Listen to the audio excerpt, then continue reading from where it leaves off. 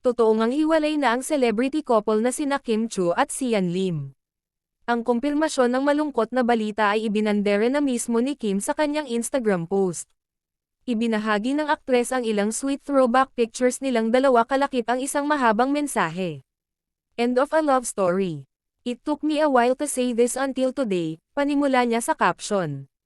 Patuloy niya, we owe our supporters the truth, but we also respect each other's time of healing.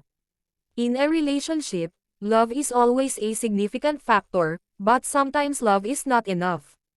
Ayon pa sa kay Kim, pareho silang nagdesisyon na tapusin na ang mahigit isang dekada nilang relasyon at manatiling maging magkaibigan na lamang. We shared more than a decade of love, each other's support system, and many beautiful memories. It was our mutual decision to transition our relationship into what we hope to be a lifelong friendship, wika niya sa IG. Kasunod niyan ay lubos niyang pinasalamatan ang pagmamahal at suporta na ibinibigay ng kanilang mga tagahanga. At kasabay niyan ay humiling siya ng privacy at irespeto ang desisyon nila na magsisimula ng panibagong chapter na hindi kapiling ang isa't isa. Nagpapasalamat kami sa lahat ng aming mga tagasunod para sa kanilang pagmamahal at suporta, ngunit ngayon hinihiling namin sa iyo na pahalagahan ang aming katapatan at bigyan kami ng privacy na kailangan namin sa pagsisimula namin ng mga bagong kabanata ng aming buhay. To all our supporters, maraming salamat sa lahat ng pagmamahal at pangunawa, lahad sa post. Mensahe naman niya sa singer-actor, lastly, to she, thank you for the almost 12 years of beautiful memories together one can never imagine. Lagi kang magkakaroon ng lugar sa puso ko. Salamat sa pagpapakita sa akin kung ano ang pag-ibig.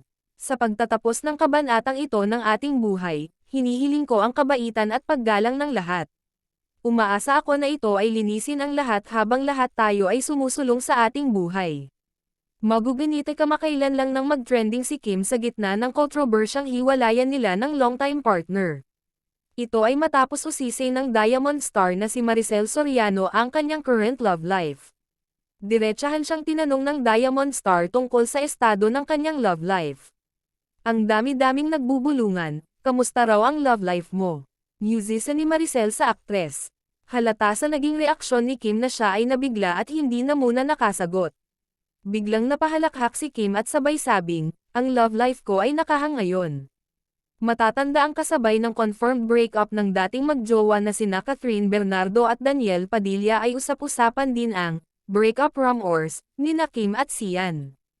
Kamakailan lang nang mag-trending ang biglang pagbure ni Sian ng mga videos nilang dalawa ni Kim sa kanyang YouTube channel.